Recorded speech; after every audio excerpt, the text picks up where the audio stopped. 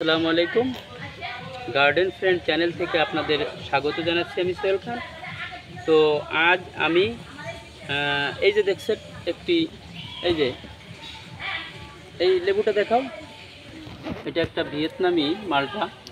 এই গাছটা আমি কিনে এনেছি। এই যে গোড়াটা দেখাও, এই যে গোড়াটা কত বড়। তো এই গাছটা আজকে আমি স্থাপন করব আমার একটা ড্রামে। এই যে দেখুন একটা হাফ ড্রাম আছে, এই হাফ ড্রামে আমি এটা স্থাপন করব। এর জন্য আমি এই যে দেখুন এই যে আমি এখানে আছে জৈব সার, আর এখানে আছে গার্ডেন সয়েল। এর সাথে আমি কেঁচো সার দিয়েছি, কারণ মাটির নিচে কেঁচো যখন হয় তখন কিন্তু এই গাছের গোড়াটা খেয়ে ফেলে। তো আমি এখন এই গাছটা স্থাপন করব। তো সবার আগে আমাদের যে কাজটি করার দরকার সেটা হলো এই যে এখানে যে ইটা থাকে, এটা প্রথমে কেটে দিতে হয়। তো নেব,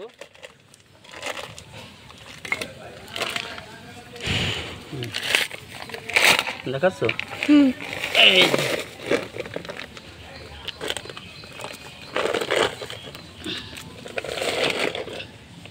এই যে এটা খুলে নিলাম।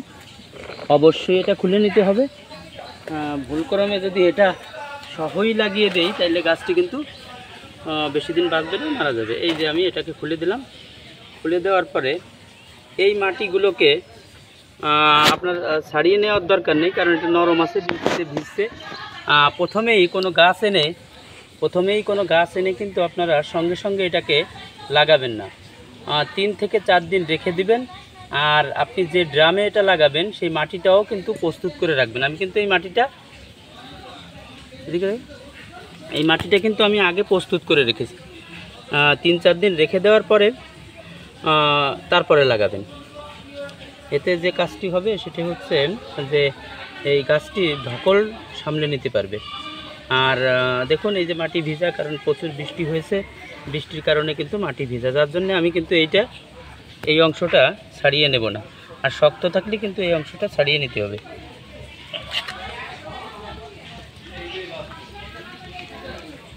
এই যে এটা আমরা এটার মধ্যে স্থাপন করব। এই যে এটার মধ্যে দিয়ে দিলাম। এরপরে এইবার কিন্তু এই যে এই মাটিগুলোকে এই গোড়ার দিকের এই উপরের মাটিগুলোকে একটু ছাড়িয়ে দিবেন। আর মাটি যথেষ্ট নরম আছে, বৃষ্টি হয়েছে কয়দিন, এইভাবে।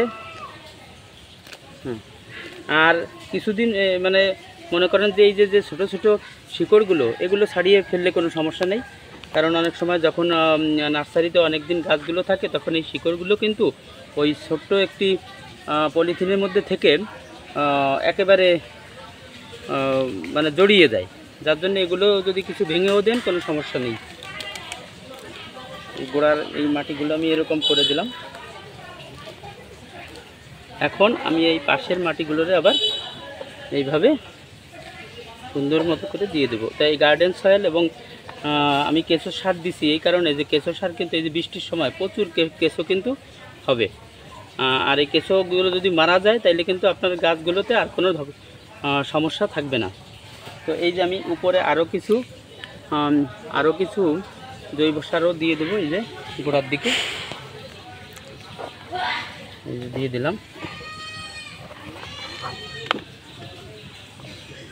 এমনভাবে দিবেন যে চারিপাশে যেন মাটি সমান আকারে থাকে, কিন্তু অবশ্যই গোড়ার দিকে যেন একটু মাটি বেশি থাকে। একেবারে যেখানে গোড়াটা আছে এখানে যেন একটু বেশি মাটি থাকে। এর কারণ হচ্ছে যখন পানি হবে তখন পানিতে কিন্তু জমা হবে না, গোড়াটায় কিন্তু পানি জমা হবে না। দেখুন,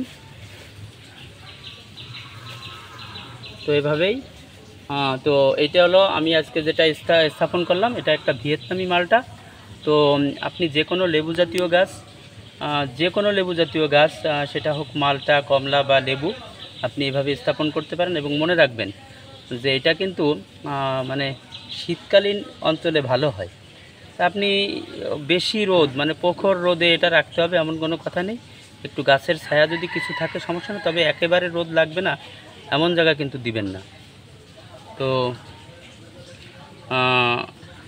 আপনারা জানেন যে আমার চ্যানেলে আমি গাছ সম্পর্কে বিভিন্ন জিনিস প্রচার করে থাকি। মূলত আমি একজন প্রকৃতিপ্রেমী বলা যায়, কারণ এটা আমার ভালো লাগে। তো আপনারা যদি আমার ভিডিওগুলো ভালো লাগে এবং আমার চ্যানেলের কন্টেন্টগুলো ভালো লাগে, তো প্লিজ আমার ভিডিওগুলোকে লাইক করবেন, শেয়ার করবেন এবং প্লিজ আমার চ্যানেলটাকে সাবস্ক্রাইব করে দেবেন। তো আজ এই পর্যন্তই। খুদা হাফেজ।